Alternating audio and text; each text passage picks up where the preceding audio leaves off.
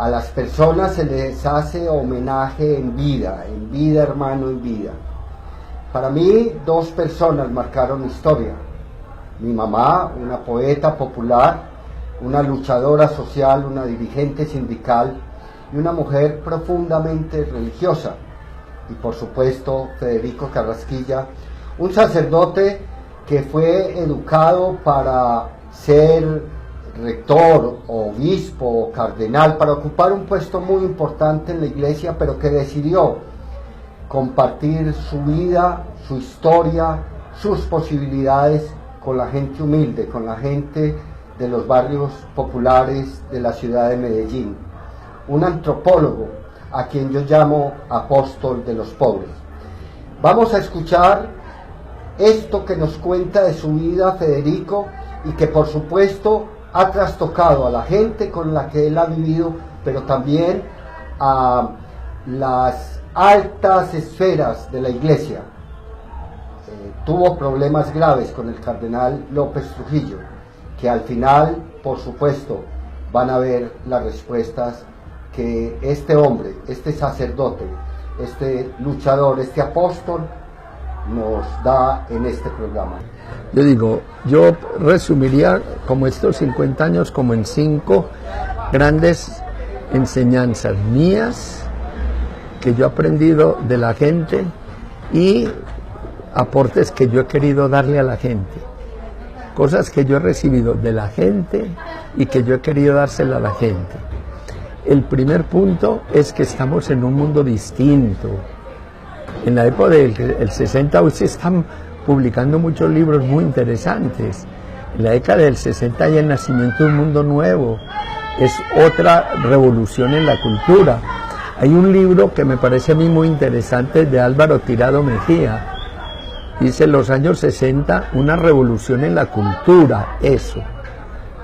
Es un cambio fundamental. ¿Eso qué quiere decir? Que los problemas que tenemos nosotros humanos son los mismos. Los problemas no cambian, pero las soluciones tienen que ser distintas. Y me parece a mí que está ya el gran problema y donde hay muchos choques, porque creen que como los problemas son los mismos, las soluciones son las mismas. Por ejemplo, es muy común decir en los papás, es que ya no hay disciplina, es que ya el papá no se impone, es que el papá ya no tiene autoridad. Es que es otro mundo, otra manera de vivir la autoridad. Segundo, el gran aporte, me parece a mí, de la primacía de lo sensible, de lo concreto, de la vida ordinaria. Eso también me parece a mí que es un cambio fundamental y que yo lo aprendí de la gente y lo que he tratado de anunciar. El que lo fundamental está en lo concreto, en lo sencillo, en la vida ordinaria de la gente. Yo recuerdo que cuando me salí yo de la universidad y me fui a vivir al barrio, me decía la gente, me decían en la universidad, vos no te vas a aguantar allá, vos que toda la vida has estado estudiando, si vas a vivir con gente que no es interesante. Rapidito me di cuenta que la gente más interesante es la más pobre, porque es la que tiene una vida, diríamos, como que le expresa sin nada como de adornos. Es la vida que brota como a borbotones. Yo aprendí eso, que lo más importante era lo concreto, lo sencillo de la gente. Y por eso yo iluminé todo eso y me aportó muchísimo y centré todo en la vida de Nazaret. Y eso es lo que yo he querido también darle a la gente. Tercero, el que hoy hay que cambiar la perspectiva. Antes la perspectiva estaba en lo intelectual para ir hacia la gente. Hoy es lo contrario. Lo importante es el hacer, el actuar. Y desde el actuar crear las teorías.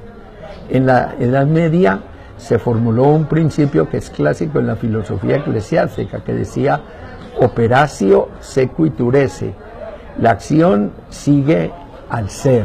Ahora es el hacer, la acción es fundamental como reveladora del hacer. Y eso yo lo he concretado fundamentalmente en unas organizaciones, en 2 corporaciones que yo fui organizando para ver si la gente si el pobre sí era capaz de asumir su realidad y desde ahí transformarla. Se formaron 2 corporaciones que yo nunca pensaba hacer nada de obras porque la gente misma la hacía empujado por mí en el barrio, la acción comunal. Cuando después yo ya no tuve parroquia, entonces la gente venía y me decía que cómo les podía ayudar, y yo les dije organícense y yo les ayudo, pero ustedes llevan todo.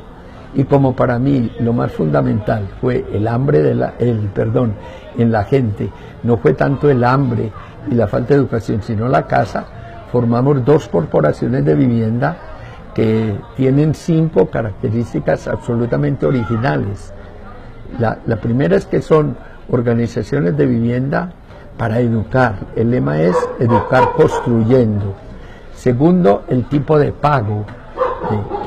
No se le regala a la gente nada. Yo digo a la gente regalado ni el saludo, pero ellos tienen que pagar todo, pero a su ritmo, sin que se les exploten las necesidades de la gente. La tercera es el modo de llevar el poder. El poder lo tiene la misma gente. El cuarto, el que el pueblo necesita quien la oriente. Entonces un grupo de asesores que son los que orientan a la persona, pero no tienen ni la dirección ni el manejo del dinero. Y quinto, una metodología, que es partir de la gente. Y eso va unido como la cuarta gran enseñanza, es que hoy el cambio social no se hace desde arriba. A mí me parece que Marx tuvo una intuición genial, que es la lucha que él hizo contra lo que llama él las ideologías. Hay una anécdota en cierto modo muy curiosa o muy diciente. 3 años antes de publicar Marx el manifiesto, otro gran filósofo francés, Proudhon, escribió un libro sobre la manera como él veía todos los desastres de la industrialización naciente, una reflexión sobre lo que estaba produciendo. Y decía él, el libro que escribió pues se llamaba La filosofía de la miseria, la reflexión sobre la miseria. Y Marx le respondió furioso a los 3 años con otro libro que es La miseria de la filosofía. Eso me parece a mí que es como la cuarta cosa que yo aprendí de la gente, que lo primero hoy no son las ideas, sino la vida, pero que la vida necesita ser iluminada por unas ideas, y que entonces el cambio social no se hace desde arriba. Yo pienso que no hemos podido salir de esa idea, que fue la idea de Marx.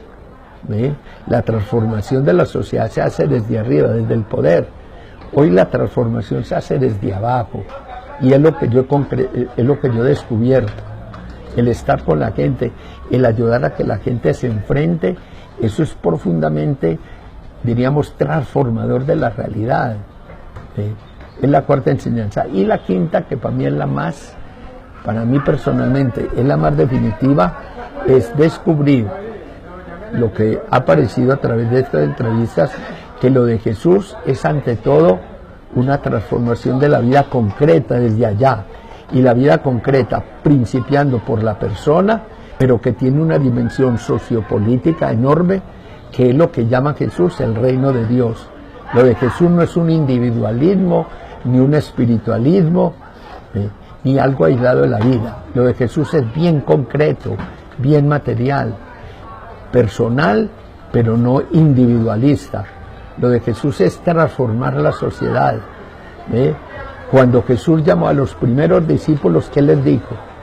Vengan y yo haré de ustedes predicadores de esta doctrina. Yo haré de ustedes maestros para que enseñen la moral.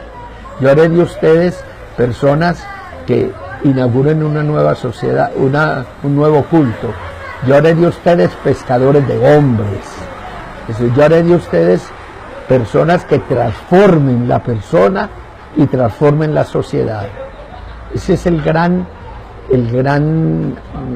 gran verdad o el gran descubrimiento que nos hizo ver el concilio y que hoy tenemos que resaltar, que lo de Jesús no es una religión como cualquiera. Ahora se dice mucho que lo de Jesús no es religión, porque la religión es buscar a Dios fuera de la realidad y como fuente de todo. Lo de Jesús es ese fuente de toda la realidad vino a nosotros. El movimiento de Jesús es el movimiento de la religión. La religión, yo busco a Dios. Lo de Jesús es Dios que viene a nosotros. Y viene a nosotros para transformar nuestra vida y transformar la realidad. A mí esos 5 puntos son lo que yo aprendí de la gente, fundamentalmente, y lo que yo he querido como devolvérselo a la gente. El resultado me parece a mí que es en un sentido muy pobre. A mí me preguntan cómo ves vos después de 50 años como el éxito. Yo digo, a mí me parece que el 95% de fracaso y 5% de éxito. Pero ese 5% es el comienzo de algo nuevo. Eso lo dijo Jesús, es la semillita que tiene un poder, un potencial extraordinario, pero que lo va soltando como de a poquitos. Eso es lo que a mí me queda después de estos 50 años, una alegría profunda de haber tratado de sembrar desde Jesús, iluminado por Jesús y con el aporte de Jesús, haber sembrado algo que no sea simplemente para consolar la persona, ni para darle como una paz para la otra vida, sino algo que le ayude hoy y ahora a transformar su vida y a transformar la sociedad. En última, lo que nos ha contado a través de sus respuestas, Federico, es su profunda convicción de que lo simple es universal, de que los pobres son supremamente importantes en la construcción de un nuevo mundo, que él se ha dedicado toda su vida, 50 años viviendo en barrios populares, en barrios marginales, construyendo y defendiendo los tugurios con la gente, que desde ahí se puede construir historia, que desde ahí es necesario construir el nuevo ser que transforme la historia.